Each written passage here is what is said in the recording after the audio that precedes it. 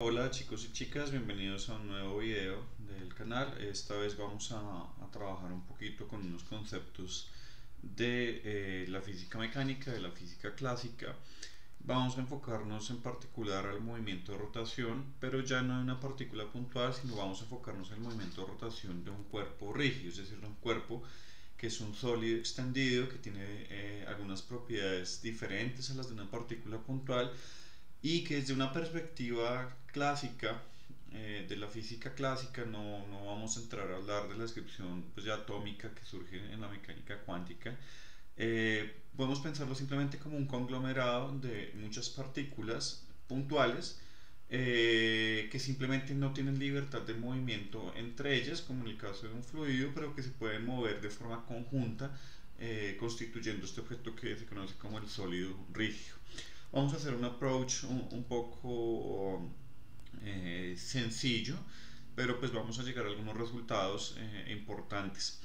¿Cómo vamos a hacer el approach? Hay diferentes formas de llegar a estas conclusiones en la mecánica clásica, desde la perspectiva de fuerzas, desde la perspectiva de torques, desde la perspectiva de cantidades de las que se hablará después, como el momentum angular, pero lo vamos a hacer desde una visión, una perspectiva mucho más sencilla, que es la perspectiva de la energía.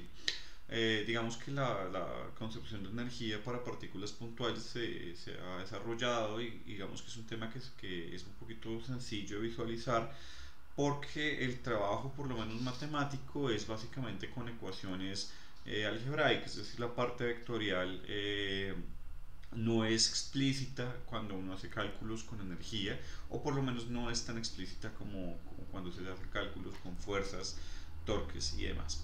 Para entender un poquito de lo que estamos hablando, vamos a empezar con una animación pequeña que tengo acá montada en Blender. Acá tengo unos objetos y sobre estos objetos he definido pues naturalmente los ejes coordenados.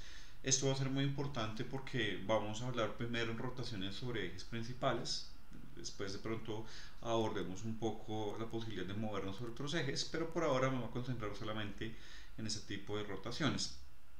Acá tengo dos objetos extendidos, como ustedes pueden ver, pues tengo una esfera en esta región del espacio. Bien, ahí están sus respectivos ejes coordenados, simplemente están ahí como para que podamos visualizar pues, la rotación del cuerpo. Y tenemos este otro objeto que es básicamente un cubo. Esto lo he pintado con algunas propiedades de materiales para que tenga un aspecto un poco metalizado. Y este cubito de acá vamos a centrarnos primero en el movimiento que en principio conocemos en un curso de física mecánica o física 1, que es el movimiento de traslación del cubito, es decir, simplemente el cubito moviéndose a lo largo de alguno de los ejes o una combinación de los ejes. Normalmente nosotros en estos cursos trabajamos con particulitas, pero a veces también suponemos que los objetos que tenemos los podemos tratar como partículas. Por ejemplo, si yo pongo a correr la animación en este caso, veo que el cubito está simplemente trasladándose espacialmente, lo vamos a ver desde arriba, y el tipo de movimiento que está describiendo este objeto es una traslación pura, es decir, si nos pensáramos o nos concentráramos en su centro de masa, pues el centro de masa del cuerpo se está moviendo simplemente en línea recta y no hay ningún otro tipo de movimiento del objeto. Sin embargo, pues este tipo de objetos, los cuerpos extendidos, a diferencia de las partículas puntuales, tienen otros grados de libertad. Y esos otros grados de libertad es que tienen la posibilidad de rotar. Entonces vamos a tratar de mirar cómo es estos movimientos. Bien, vamos a mirar posibles rotaciones del cuerpo sobre diferentes ejes y vamos a visualizar también que en general el movimiento más general de un cuerpo extendido es una combinación entre una traslación y una rotación. Para eso, pues primero vamos a suspender nuestra animación, vamos a volvernos al cuadro número 0 y vamos a hacer un poco de zoom acá sobre este cuadrito. Entonces lo que vamos a hacer ahora es darle la potestad al cuadrito de rotar sobre algún eje. Para eso vamos a devolvernos acá al primer cuadrito, ¿listo? Vamos acá a colocar que esté en 4 metros, está bien. Parece bien que arranque en 4 metros, que era la configuración que tenía inicialmente en el primer cuadro, pero vamos a desactivar su movimiento. Entonces coloco este candadito desactivado, entonces deshabilito su movimiento. Me voy a ir al último cuadro, listo, y también voy a deshabilitar que el cuadrito se pueda mover. Entonces voy a deshabilitar esto, y si yo hago eso, lo que vamos a observar cuando yo me devuelva acá al primer cuadro es que el cuadrito simplemente no se va a mover. ¿Listo? En ese sentido, entonces lo que tendríamos es únicamente el cuadrito en su posición inicial. ¿Listo? Acá naturalmente coloqué el cubito sobre la esferita, entonces vamos a devolvernos al primer keyframe. Entonces voy a pararme en el cuadrito, me voy a mover al primer frame. ¿Listo? Y le voy a decir que no esté en 0 metros, sino que esté por ejemplo en 4 metros. ¿Listo? Bien. Con eso entonces ya tenemos ese primer keyframe y vamos a fijar el cuadrito en esa posición. ¿Listo? Bien, entonces vamos a volver a mirar la animación, no sucede nada, el cubito estalla.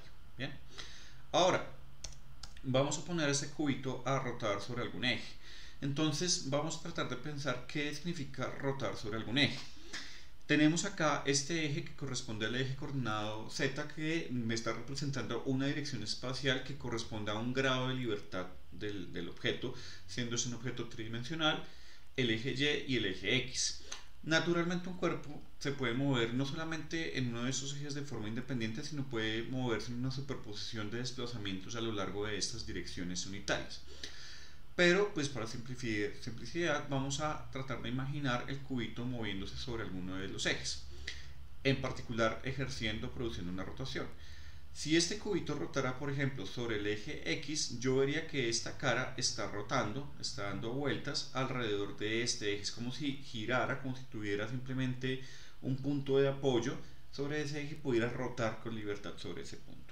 Entonces para producir la rotación sobre nuestro cubito nos vamos a parar en un primer keyframe y en ese keyframe vamos a fijar una rotación. Entonces vamos a rotarlo sobre el eje X, listo, entonces acá tenemos 0 grados y vamos a movernos a un keyframe posterior. Entonces acá vamos a arrancar en 0, perfecto, y vamos a habilitar ese primer keyframe.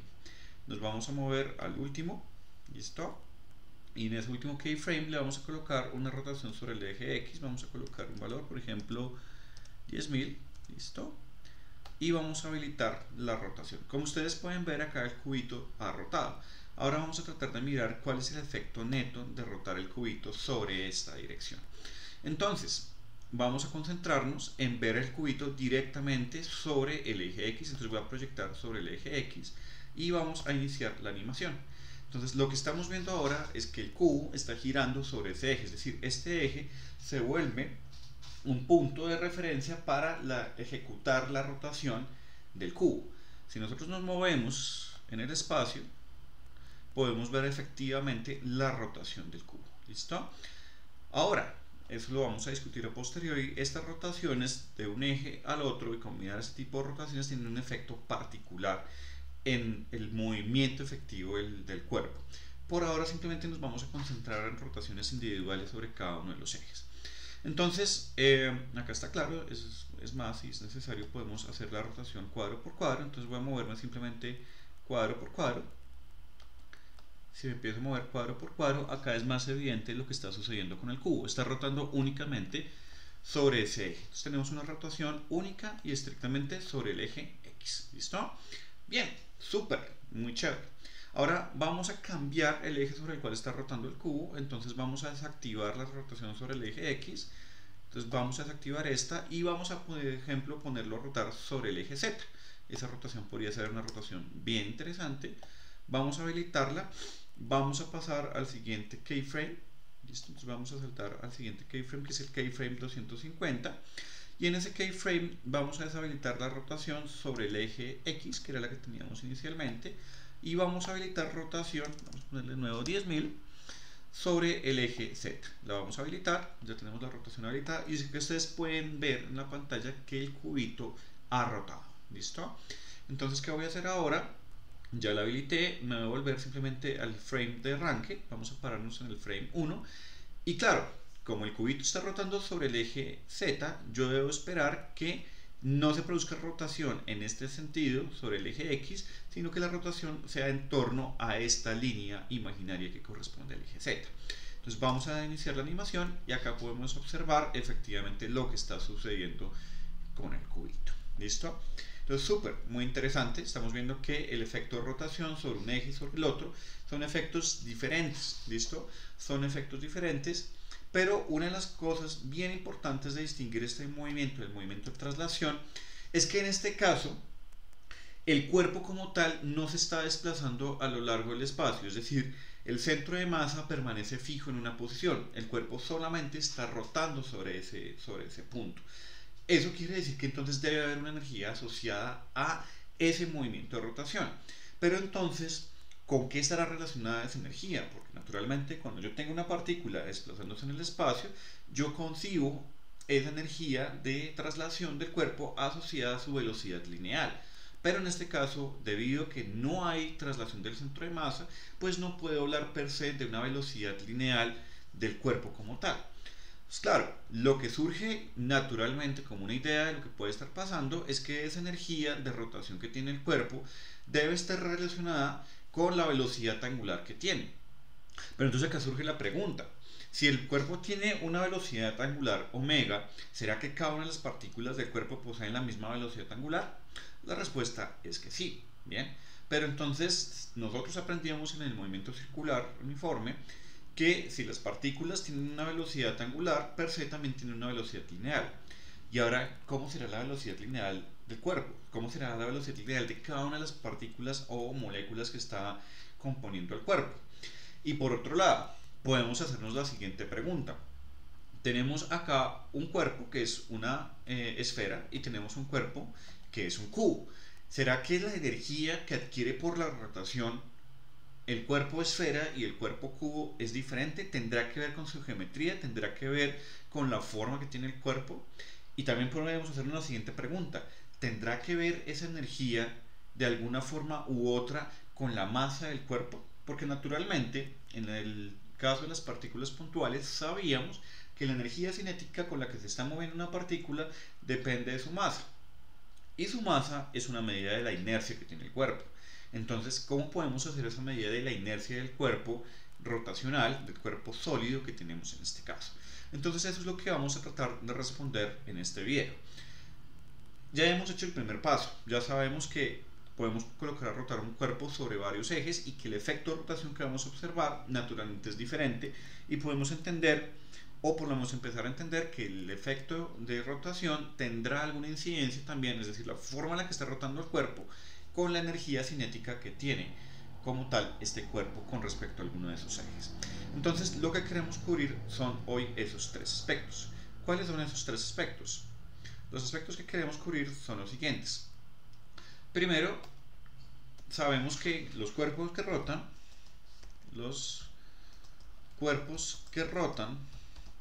y acá vamos a llamar cuerpos extendidos o cuerpos rígidos,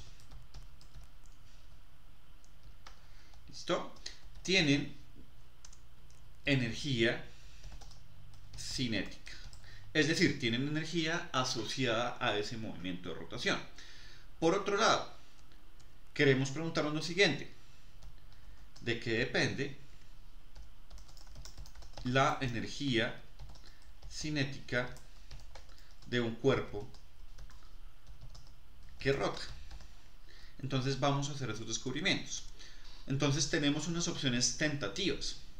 Podríamos pensar que depende de la forma del cuerpo.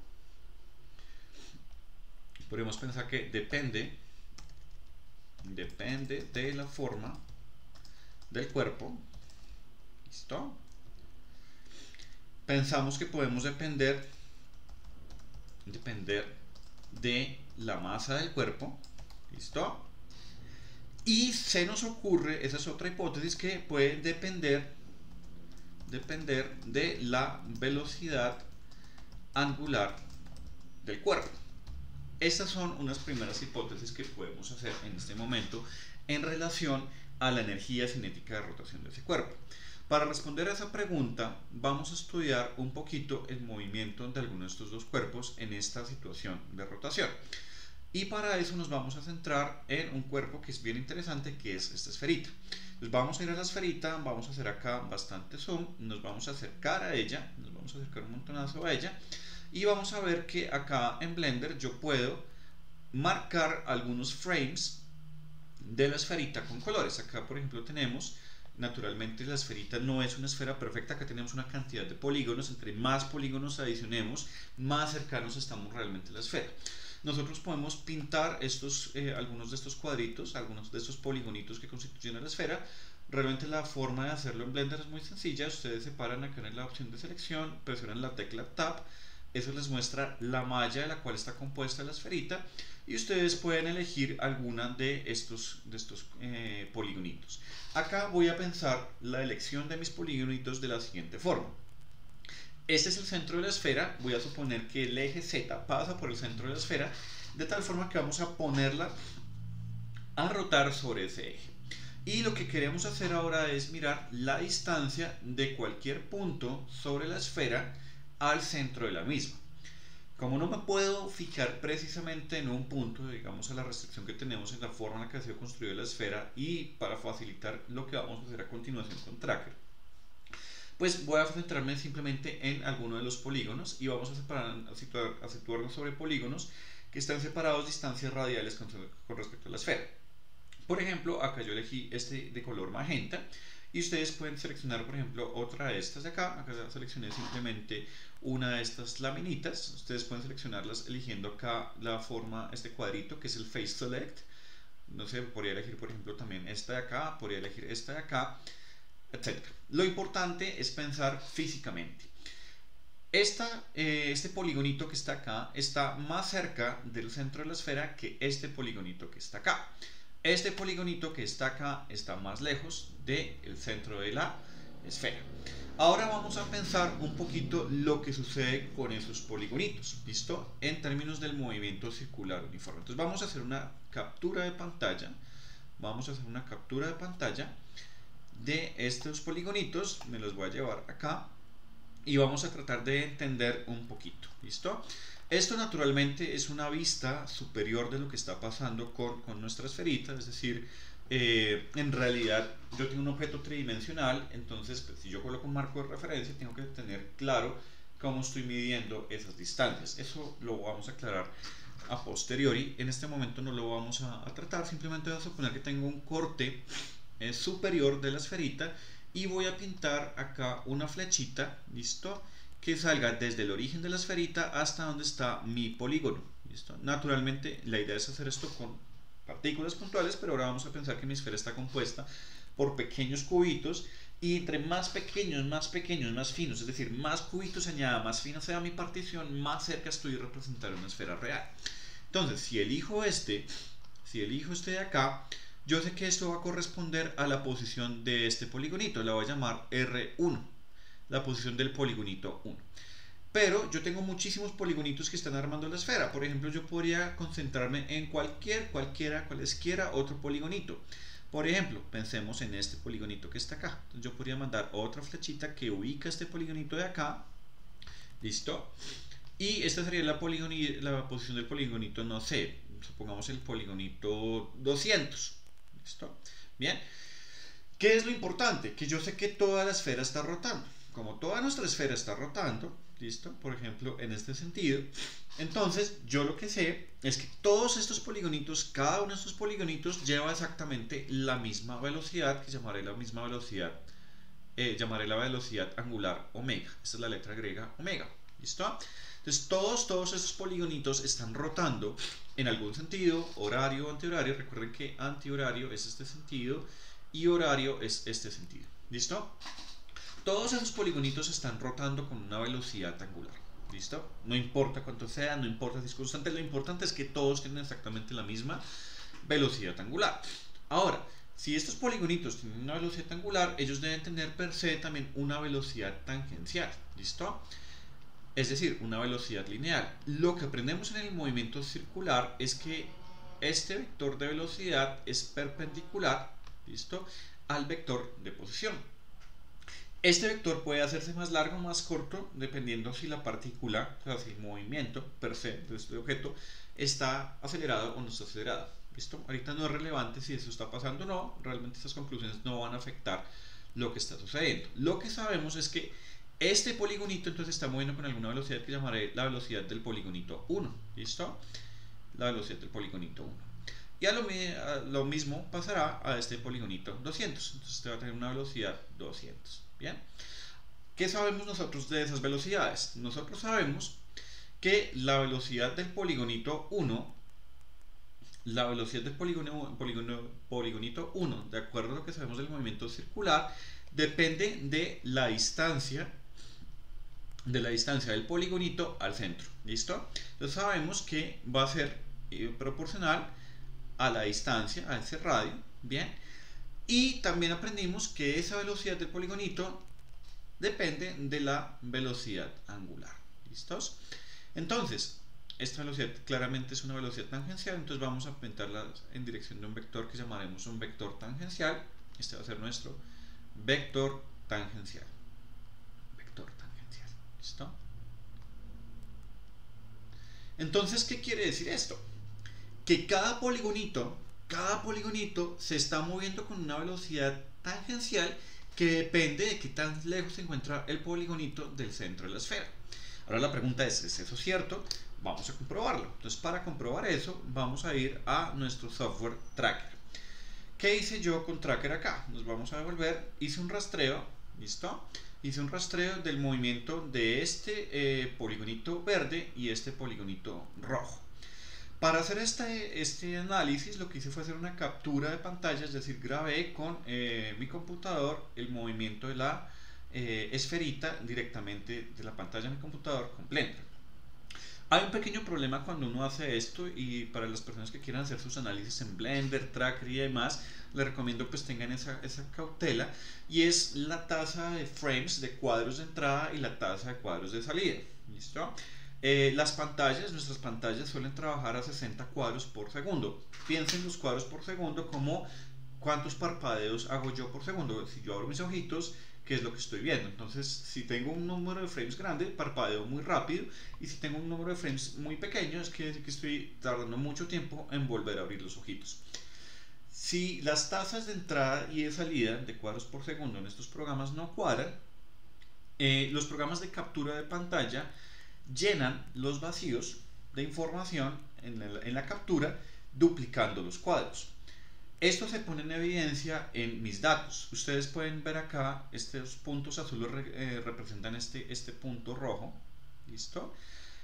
Ustedes pueden ver, por ejemplo, si yo me paro en estos punticos de acá, este frame, y si me devuelvo a este frame de acá, se dan cuenta que si me paro en estos dos frames, la pelota no se está moviendo.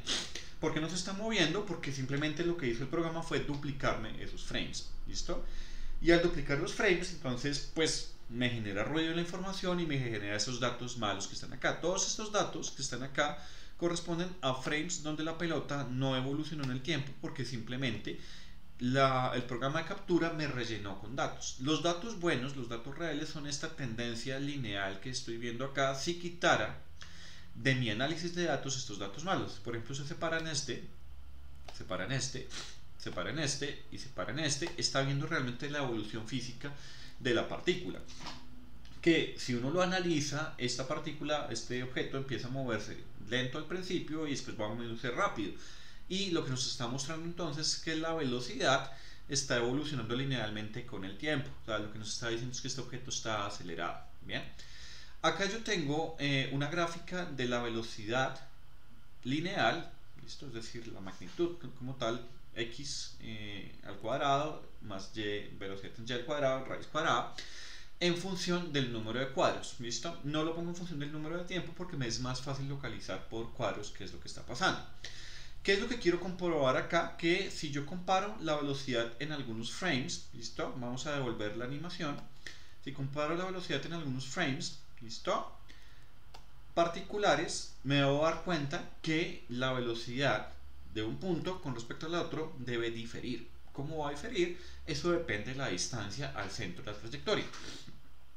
Acá naturalmente no fijé una escala. Uno puede, por ejemplo, fijar alguna escala. Entonces vamos a hacer eso en este momento. Vamos a poner una vara de calibración, y esta vara de calibración la vamos a escoger para el radio de la trayectoria. Entonces vamos a fijar esta distancia acá como si fuera nuestro radio. Lo vamos a dejar de 1 metro. En este momento no es importante esa escala, digamos que no es relevante. Y vamos a elegir nuestro sistema de coordenadas de forma tradicional, que es colocarlo en el centro de la esfera. ¿Listo? Entonces ya tengo mis daticos y ahora vamos a mirar algún frame en particular. Entonces acá me voy a mover y no sé, me voy a parar por ejemplo en el frame 162 y vamos a mirar la velocidad en metros por segundo de la partícula. De acuerdo a esto, para el frame 162 la velocidad es de 0.751 metros por segundo para la partícula de los punticos azules, que es la del polígono rojo, que está más lejos del centro de la esfera. Entonces recuerden, 0.751.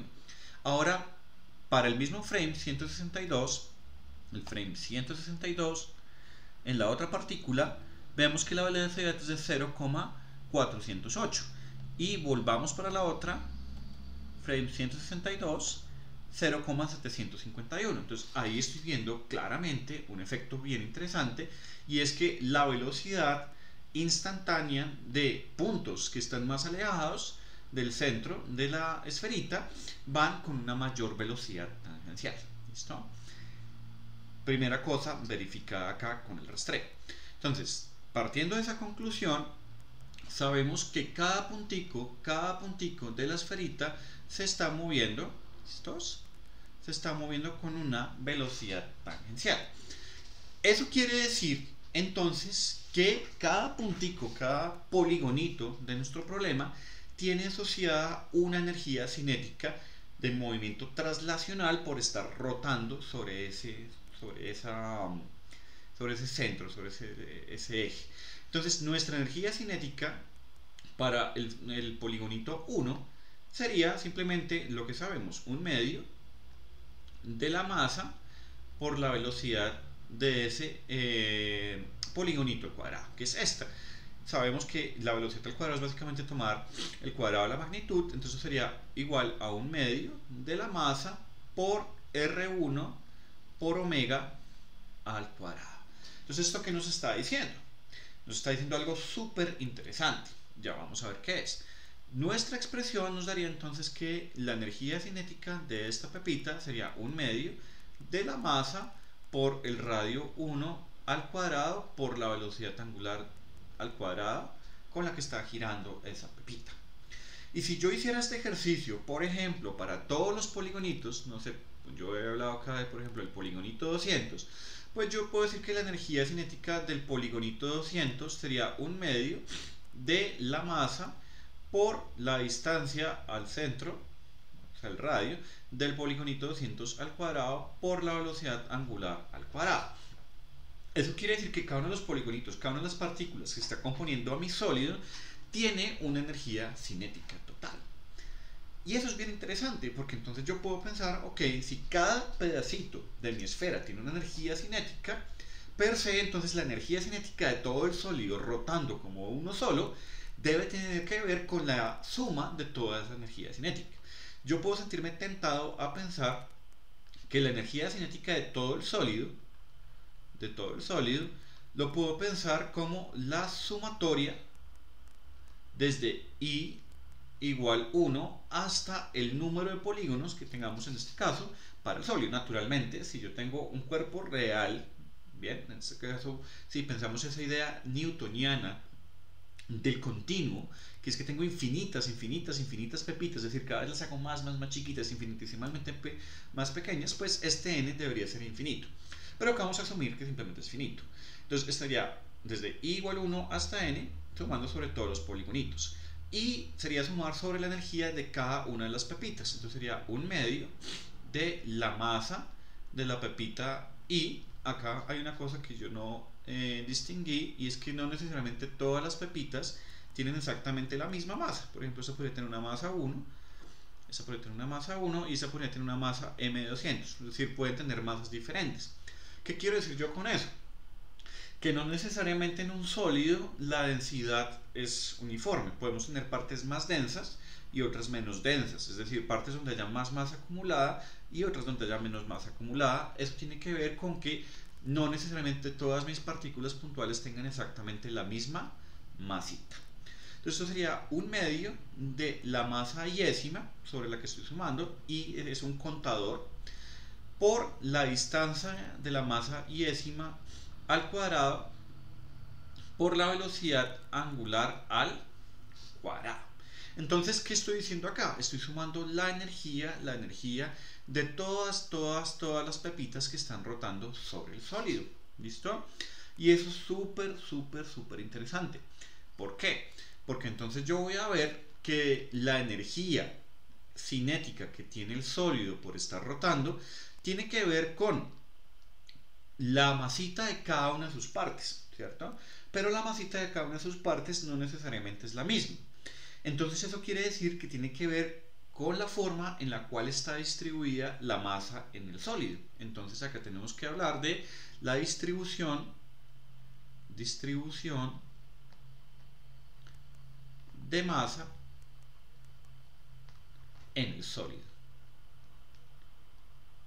Eso por un lado.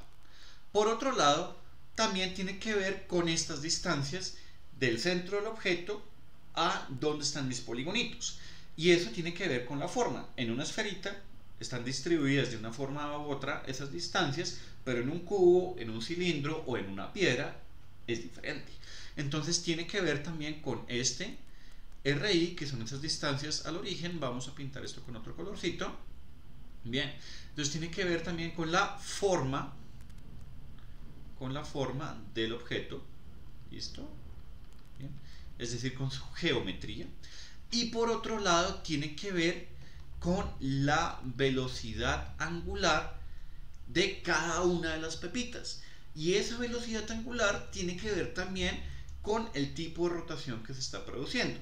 Y eso ya lo vimos en el caso de lo que hicimos con Blender. Si nos devolvemos acá a Blender, nosotros nos damos cuenta, por ejemplo, para el caso del cubito, que es muy diferente poner al cubito a rotar sobre el eje Z que ponerlo a rotar sobre el eje X. Y es más, esto puede ser mucho más complicado de lo que parece, porque el cubito no necesariamente tiene que estar obligado a rotar sobre un único eje principal. Puede estar rotando de una forma más complicada, sobre una combinación de ejes. Es decir, puede estar rotando al mismo tiempo sobre el eje Z y sobre el eje X. Para ilustrar un poquito ese punto, chicos y chicas, vamos a animar eso precisamente acá en Blender. Entonces, ¿qué voy a hacer? Le voy a añadir una rotación sobre algún otro eje. Entonces vamos a combinar lo que ya hemos visto en Z y X en un solo efecto. Entonces voy a agregar una rotación sobre el eje X. Vamos a activar acá la rotación. Vamos a pasar a mi siguiente keyframe, que es el keyframe 200. Entonces me voy a mover al keyframe 200 y voy a activar la rotación con el mismo parámetro 10.000. 10.000, sí señor, activado. Me voy a volver al keyframe número 1. Me equivoqué, lo siento, cambié de objeto. Voy a poner a rotar realmente el objeto que necesitaba. Entonces voy a volverme acá y voy a seleccionar este objeto que es el cubito.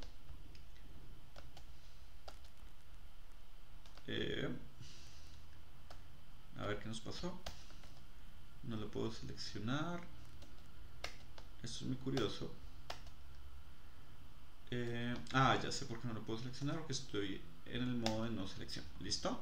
Ahora sí, vamos a seleccionar el cubito, que era el que nos interesaba. Entonces el cubito lo tengo rotando solamente sobre el eje Z. Lo vamos a poner a rotar sobre el eje X. Entonces voy a activar la rotación. ¿Listo? Vamos a pasar al siguiente keyframe. ¿Listo? En rotación le vamos a poner 10.000. ¿Listo? Vamos a activar la rotacióncita y me voy a volver, y entonces nos vamos a concentrar únicamente en el cubito. Sé que cambié la esferita, pero ahorita no me interesa la esferita, solamente quiero mirar qué le pasa al cubito. Entonces nos vamos a ir a nuestro amigo el cubito. ¿Listo? Y si activamos la rotación sobre el cubito, podemos ver que ahora es mucho más complicada. Acá elegí un eje de rotación que es una combinación del eje X y el eje Z. Para verlo un poquito más claro, vamos a devolvernos y vamos a avanzar simplemente cuadro por cuadro. Entonces vamos a mirar lo que pasa cuando me muevo en el primer cuadro. Entonces acá estamos viendo ya que está rotando sobre el eje Z, tenemos una rotación en ese sentido, pero al mismo tiempo también tenemos una rotación sobre el eje X. Este efecto combinado hace que veamos el cubo que se esté moviendo en la forma en la que lo estamos viendo. Entonces, las rotaciones pueden ser tan complicadas como querramos y naturalmente esa energía cinética de rotación debe depender de ese eje con el que estamos rotando. No va a hacer que tengamos que el efecto de rotación sea necesariamente igual en todos los ejes. Vamos a ver que eso depende fuertemente del eje de rotación. Entonces, volviendo a nuestra expresión, estamos viendo que nuestra energía cinética rotacional depende de todas estas cantidades interesantes que tenemos acá. Velocidad angular también. ¿Listos? Entonces, eso es súper interesante. Eso es súper interesante. Esta cantidad que le llamamos la energía cinética del sólido la podemos escribir de la siguiente forma. Ya vamos a ver por qué. Este señor en medio lo voy a sacar de nuestra sumatoria. ¿Listo? Y acá vamos a colocar un paréntesis. ¿Listo? Nos va a quedar la sumatoria desde I igual 1 hasta N. Y acá vamos a dejar MI por RI al cuadrado. Y voy a sacar el omega. ¿Por qué saqué estas dos cantidades? Porque ni el 1 medio, que es este factor de acá, ni el omega, acá omití que esto va al cuadrado, lo siento chicos, chicas, no dependen del índice de sumatoria. Lo único que depende del índice de sumatoria es esta cantidad que está acá. Qué curioso, qué interesante. Lo que estamos viendo es que esta energía cinética del sólido depende de un factor, que es un factor, una constante, 1 medio, y de la velocidad angular al cuadrado, pero también depende de esta cantidad rara que, como ya dijimos, depende de la distribución de masa, depende de las distancias que dependen de la forma y también del eje de rotación que escojamos, porque no es lo mismo en un cubo medir las distancias con respecto a un eje Z, un eje X, un eje Y o un eje transversal raro. Va a cambiar, ¿listo? Va a cambiar. Entonces, esta energía empieza a parecerse a lo que ya conocíamos como la energía cinética de traslación. La energía cinética de traslación habíamos aprendido que es simplemente, la vamos a llamar KT, 1 medio de la masa por la velocidad tangencial al cuadrado. Y esto de acá guarda una fuerte analogía. Acá aparece un cuadrado de una velocidad, en este caso angular porque tenemos una rotación, acá lineal porque tenemos una traslación y este factor 1 medio. Entonces la analogía empieza a ponerse un poco más clara, porque lo que tenemos acá, esta cantidad que tenemos que está acá en este pedacito, tiene que ver con la masa de los objetos que constituyen el sólido y con la distribución, ¿listo? Es decir, con la geometría y con el eje de rotación sobre el cual está girando el cuerpo. Pero en el caso de la partícula puntual solamente depende de la masa de la partícula. Y recordemos que la masa es una medida de la inercia del cuerpo. Es decir, la masa es una medida de qué tan difícil es para mí poner a rotar ese cuerpo, poner a trasladar ese cuerpo, ponerlo a mover. Es decir, entre más masivo sea un cuerpo, más inercia tiene, entonces tengo que ejercer una fuerza mayor. ¿Listo? Entonces esta cantidad que está apareciendo acá, rotacional, está diciéndome exactamente lo mismo. Me está diciendo que la energía cinética del sólido está dependiendo no solamente de su velocidad angular, sino de qué tan difícil es ponerlo a rotar. ¿Listo? Y qué tan difícil es ponerlo a rotar depende de la forma que tiene el objeto, y esto es maravilloso, se ve supremamente claro, depende de la forma que tiene el objeto, de la masa, de cómo está distribuida la masa de ese objeto y sobre qué eje lo quiero colocar a rotar. Van a haber ejes más fáciles y otros más difíciles. Chicos y chicas, estamos de vuelta. Me di cuenta que mi cámara en un momento se congeló y quedó como pues una imagen congelada de mí, entonces la desactivé para esta segunda parte porque pues por alguna razón se está quedando congelada después de cierto tiempo durante la grabación de la pantalla. Bueno, eso no importa, eso es un problema técnico.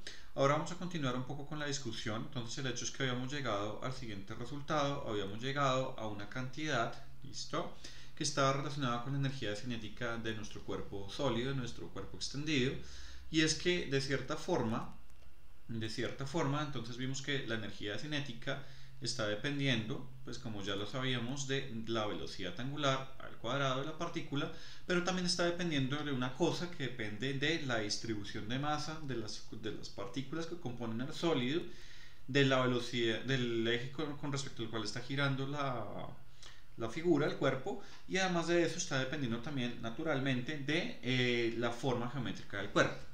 Eso que está ahí me está midiendo un poco la resistencia que tiene el cuerpo a cambiar su estado de movimiento rotacional. Es decir, que esta cantidad que aparece acá tiene que ver con la inercia, ¿listo? Tiene que ver con la inercia del cuerpo. Por eso a esa cantidad físicamente la conocemos como el momento de inercia del cuerpo. Entonces esa cantidad que teníamos ahí, que era la sumatoria desde I igual 1 hasta n de mi por ri al cuadrado, es lo que llamamos el momento de inercia. ¿Listo? El momento de inercia del cuerpo. ¿Y qué es eso del momento de inercia del cuerpo? Pues como ya lo acabé de mencionar previamente, es una medida, entonces vamos a anotarlo acá, el momento de inercia es una medida de la tendencia de un cuerpo extendido a cambiar su estado de movimiento rotacional. Es decir, en otras palabras, es la oposición que hace un cuerpo rígido a cambiar su estado de movimiento rotacional. ¿Listo? Entonces ese es el momento de inercia. ¿De qué depende? ¿Listo? Depende de la distribución de masa del cuerpo, es decir, cómo está organizada la masa de las partículas que componen al sólido. ¿Listo? Esa es la primera cosa. Bien, depende de su distribución de masa. También depende de la forma del sólido y del eje sobre el cual el cuerpo está rotando. ¿Listo? Entonces, lo que me está diciendo es esta cantidad, es que un cuerpo rígido, un cuerpo extendido, un cuerpo sólido muestra o exhibe una tendencia a oponerse a que cambie su estado de movimiento. ¿Eso qué quiere decir? Si el cuerpo se estaba ya moviendo con una rotación, él opone o presenta oposición a que cambien su rotación, a que la aceleren, a que la disminuyan o que la cambien sobre ejes. Eso es lo que se denomina el momento de inercia de un sólido rígido. Entonces podemos decir que la energía cinética de rotación de un cuerpo la podemos escribir como un medio de la masa, de el momento de inercia, le ponen I por inercia, por la velocidad angular al cuadrado del sólido. ¿Listo? Importante notar, en estos cálculos que estamos haciendo acá aparece el momento de inercia como si fuera un número. En realidad no es un número, en realidad es una matriz, eso ustedes lo verán en cursos más avanzados, que se conoce como el tensor de inercia. ¿Listo? Tensor de inercia. Y eso tiene que ver con el hecho de que un cuerpo puede estar rotando sobre ejes muy complicados en el espacio y además ejes que pueden estar evolucionando en el tiempo. Es una cosa más complicada. Vamos a ver un poco de eso jugando un poquito en un Unreal Engine. Vamos a poner a rotar objetos cambiando su inercia, cambiando su tensor de inercia, pero por ahora nos vamos a concentrar y a ese nivel solamente vamos a trabajar con la inercia como un numerito, es decir, si estoy en un eje, ese numerito tiene un valor, si estoy en otro eje, ese numerito tiene otro valor. ¿Listo? Ahora, la pregunta es cómo se calcula eso, porque nosotros tenemos esta expresión de acá, pero parece un poco complicada. ¿Listo? Para pensar esa situación vamos a hacer un pequeño ejemplo. ¿Listo? Nuestro pequeño ejemplo es el siguiente.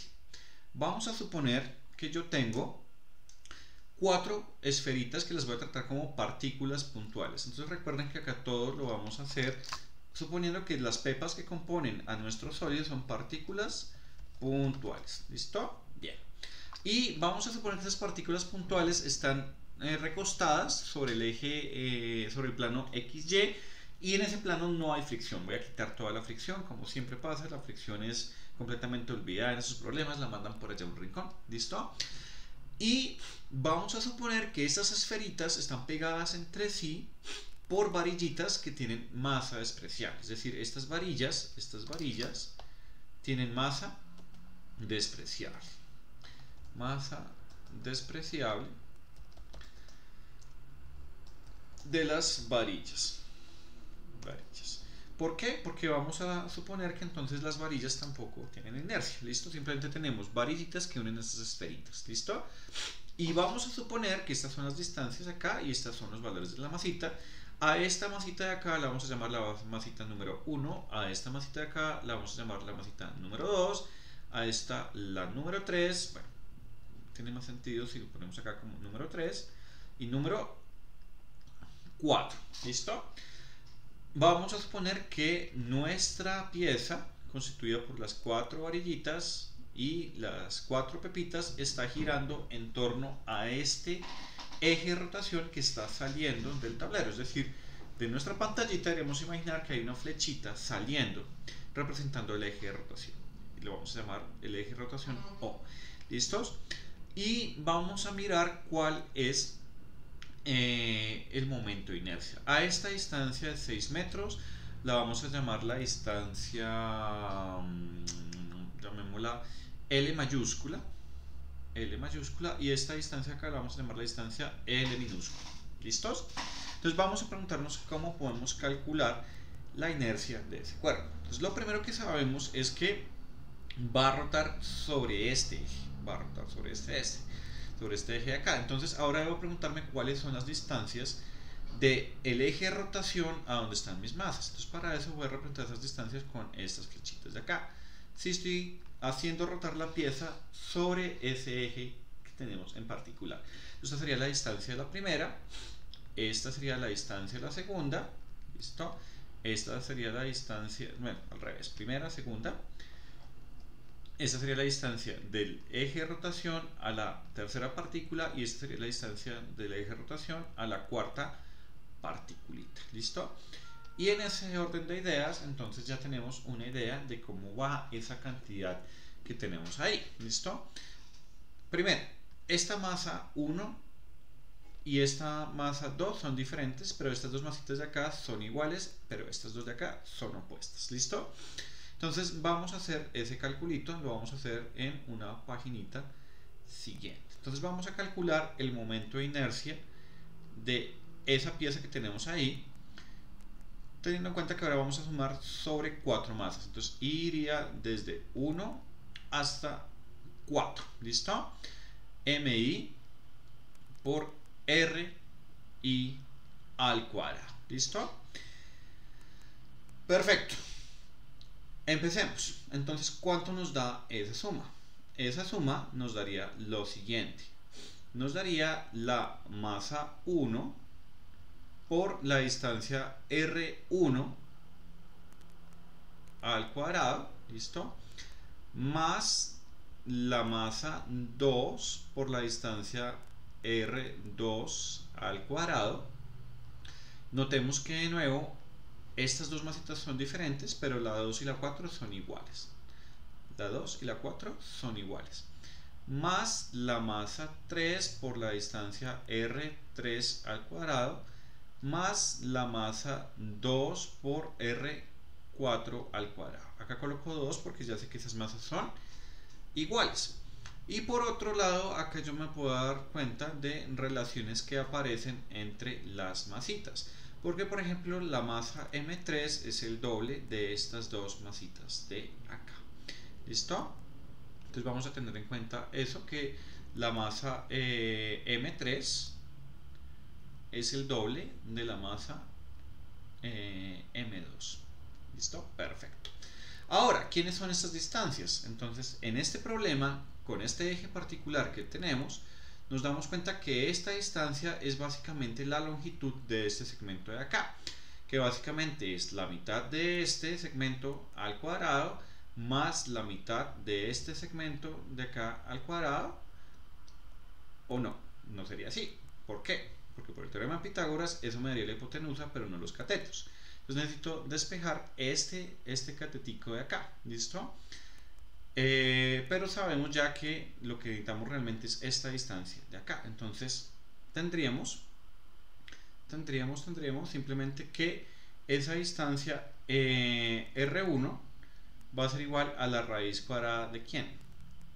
De L sobre 2 al cuadrado más L sobre 2 al cuadrado. Yo me equivoqué ahorita, me enredé cuando estaba hablando, listo, pero es simplemente esta distancia. Entonces esto de acá, ¿qué nos va a dar? Esto nos va a dar simplemente la raíz cuadrada de ¿qué? Acá tenemos un factor, un cuarto, que podemos factorizar, nos va a quedar un cuarto por L al cuadrado más L al cuadrado. Eso nos daría ese pedacito. Y esto nos da exactamente un medio de la raíz de L al cuadrado más L al cuadrado. Entonces, esa sería esta distancia desde este punto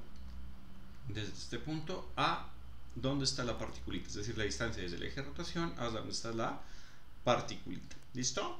Y exactamente lo mismo aplica para las otras, es decir, la distancia es exactamente la misma para todas. Entonces tendríamos que se simplifica un montonazo nuestro cálculo. Nuestra inercia va a ser igual a la masa 1 por esta distancia, ¿listo? Esta distancia que es la misma para todas. Voy a dejarla simplemente como R1 al cuadrado más M2 R2 al cuadrado más 2M2 por R, bueno, que ya sé que las distancias son las mismas, entonces me estoy equivocando, R1 al cuadrado más M2 por R1 al cuadrado. Y acá podemos simplificar nuestro resultado.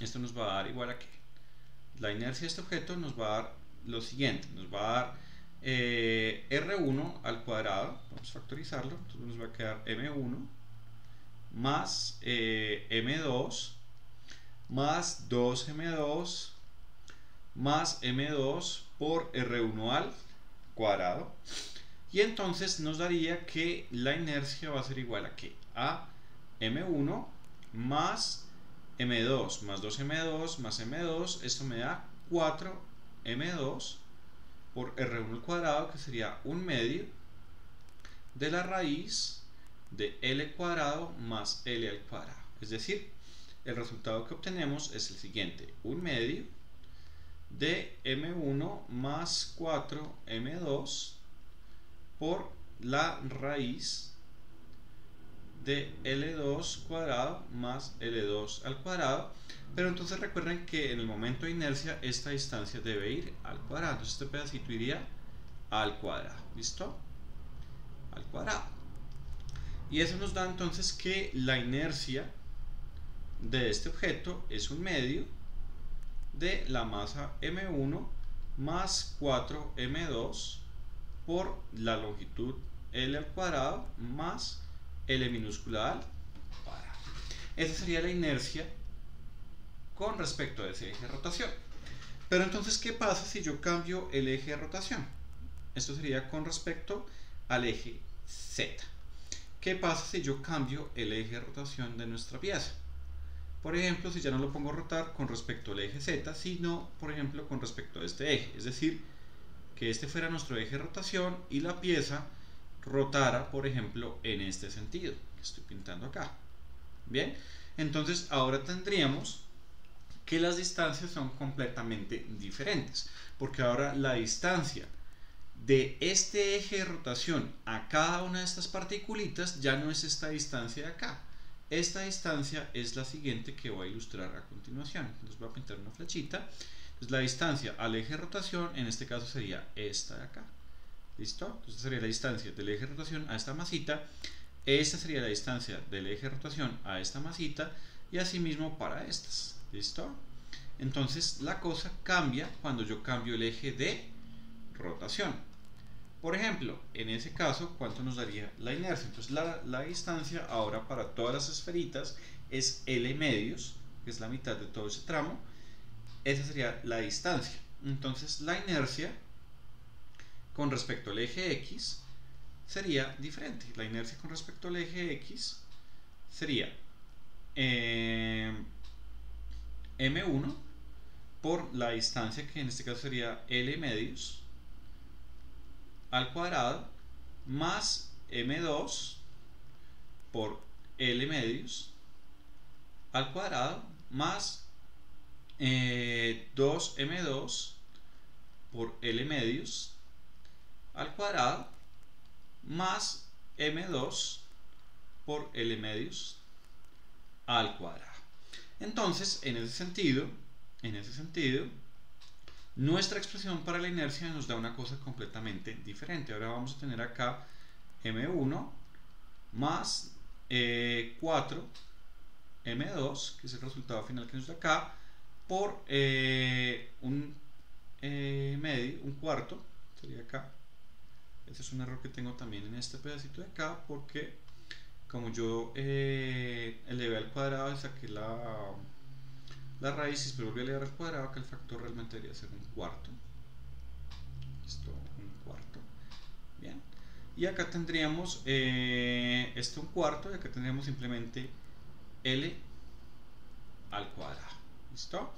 Entonces, en este caso, la inercia, si comparamos esta expresión con esta expresión de acá, este factor hace que la inercia sobre el eje Z sea mucho más grande que sobre el eje X. Es decir, tenemos inercias diferentes y por lo tanto el objeto va a tener energías cinéticas rotacionales diferentes. ¿Listo?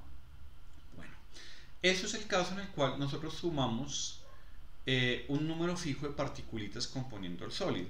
¿Qué pasará ahora en el caso en el cual nosotros tuviéramos, por ejemplo, que nuestro objeto, digamos nuestra esferita, estuviera armada de infinitos polígonos? Entonces vamos a tener esta visión acá de malla de la pelotica, y nosotros pudiéramos pensar esos poligonitos como muchos cubitos que están armando nuestra esfera. Entonces yo tendría que sumar sobre todos estos poligonitos que constituyen mi esfera, pero al tener tantos ya no podría contarlos, sino que tendría que sumar en el continuo. Eso va a llevar a un resultado que vamos a ver en siguientes videos, y es que la inercia, cuando ya nuestro objeto es extendido, realmente debemos calcularla como una integral. ¿Listo? Que tiene que ver con el elemento de masa que tiene cada uno de estos cubitos, ¿listo? Y la distancia de cada uno de esos cubitos al eje de rotación. Es decir, ya tengo que convertir esa suma en una integral. Bueno, chicos, eso era todo en este video. Sé que es un video un poco largo, sé que acá me enredé un momentico cuando les hablé del cateto, pero pues ya lo aclaré en la parte subsecuente del video. Entonces espero que les haya servido mucho este video para aclarar algunas dudas pues sobre qué es la inercia, el momento de inercia, qué es la energía cinética rotacional, de dónde viene y cómo la podemos calcular. Gracias por su atención y pues espero pues que les guste el contenido del canal. Hasta luego, chicos y chicas.